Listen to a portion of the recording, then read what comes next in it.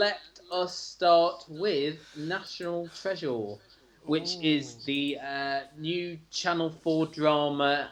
This stars Robbie Coltrane as Paul Finchley, who, I mean, I loved even the first 2 minutes of this. It's a I know. great sort of character introduction where you saw him walk through this sort of like old prison, which is now like a club, and then you see him like preparing this speech, going on stage to give a Lifetime Achievement Award to his sort of comedy partner, played by Tim McInerney.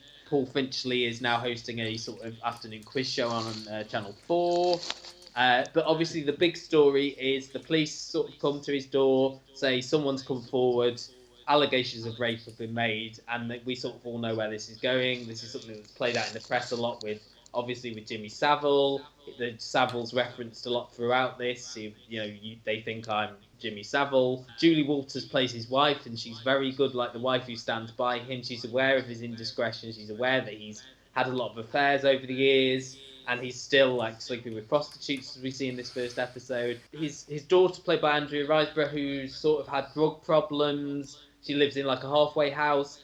Julie Walters and Robbie Coltrane look after her children on the weekend. The rest of the time they live with their dads. And now this is where me and Luke disagree on this, because It's the only thing we did. It's the only I thing we really disagree enjoyed on. the scene with Paul and his daughter. Luke, you weren't such I much of. think it's the scene where they talk about the dream. It just goes on a tiny bit too long. I And- thoroughly enjoyed that bit. Yeah. I think Okay, it was interesting. fantastic. Julie Walters was excellent. She's not She wasn't in this enough for my liking. not in it enough, but I think you could tell. And I just She's thought it was always brilliant. good in everything. I mean, Well, they have yeah. cut this full of national treasures: Julie Walters, Robbie Coltrane, Tim. That's the irony of it. Well, isn't that's it? the irony. Yeah. I'm a little.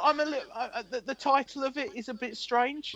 Why? Maybe because you've got the Nicolas Cage movies, I suppose. Because no, but I mean, Oh my Christ! No, And this would be but- Gary's final there's podcast there's appearance. bound to have been somebody who went, "Oh, that Nicolas Cage movie's on." Yes, you. No, not me. I'm just saying, there's so many other things they could have called it. I understand why they're doing it. Why is it I- only I- on for an hour? This Nicolas Cage movie. I thought. Yeah, maybe the And when did they they're go? showing- They're playing they're the showing it in sequel bits. next week. The things that were most believable was the scene where he went to Channel 4, and they actually shot it at Channel 4. Yeah. I was going to say that is Channel 4. Yeah, I was there only a few weeks ago, and that Channel 4 were able to make themselves almost look like the bad guys. Like, we're going to have to take you off the show. You went to a meeting at Channel effing 4. Yeah. Is the line that Julie Walters says. Well, you saw Robbie Coltrane left, and at the same time Paul Hollywood arrived. First things first, I want you to know there's no truth to any of this stuff. Our first concern, Paul, is to check that you're okay. Well, I'm fine, but I'd like you to ignore, I'm asking you to ignore all the shite they're writing about me in the papers. It's simply the local constabulary flexing its arms. Yeah, it's just background noise, as far as I'm concerned. It's just, I'm not an audience. So this is assurance that Yes, it won't Simon, affect... Simon. Listen, I know in the audience's eyes this might be slightly different, but I reckon I could do a Deaton or a Ross on this one, Brazen it out, turn it into a joke. I'm not sure what the joke would be, but we could hammer that out with the writers.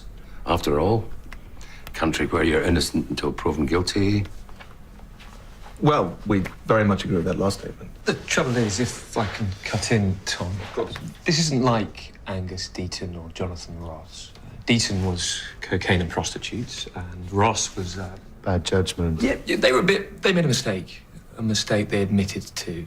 And in both cases, you're talking about late-night comedy shows, not Smuggle or Late Afternoon Quiz, which, whilst occasionally funny, has a very different audience. I can see why you hired him. Very smart. So the show is off air. Actually, we're thinking of bringing in a temporary replacement. Someone to guide Smuggle in your temporary absence. Right. Clever. Who are you thinking of? We're sounding out a few people. You're not going to say. Not until we hear from them. Well, so long as the show survives unscathed. Yes. I What think I've the other told thing- myself to help me enjoy this is we're not going to find. It's not about whether he's guilty or not guilty, and we're not going to probably find that out at the end. It's not going to be, oh yes, he did do this, oh yes, he didn't. I think it's one of And- those things. If you And see, because that's how the court cases work in real life, we never really know, even when they're found not guilty, if they're not or whatever. Yeah. But There's a Robbie preview Coltrane clip. has an amazing presence on screen that I don't really care because he just plays it with such a moral ambiguity. One minute you like him, the next minute you're not sure, and I just think he's superb. The preview clip I think I've seen is what he almost sort of can't remember, or it's one of those Certainly, he said, "I don't recognise that. I don't remember." He certainly. That was the first Yeah. girl that came forward. The one going forward throughout the series is going to be the baby sister babysitter. of the Right. character. It's a different woman that they are now investigating at the end of the episode that they were at the beginning. Right. I Okay. think Because this is like other women have come forward. 6 haven't women they? have come So- forward. The one that they're Yeah. taking seriously is the one who I believe lived in their house. Yeah, that's right. She's claiming there were several sexual advances and things like that, and Including when she was inappropriateness. underage, and that's why the Jimmy Savile connection. I mean, I Yeah. just this. I mean, it's all too familiar now, these sort of stories, but it was really impactful. We've said this a lot, and Gary said about our girl last week, and he's completely entitled to his opinion. This might be drama of the year, up there with Line of Duty and Happy Valley for me. Okay. It's not as easy to watch as the two of them, but it doesn't. No, and that's that's slightly maybe why it might not be. But then sometimes uncomfortable drama is the best drama.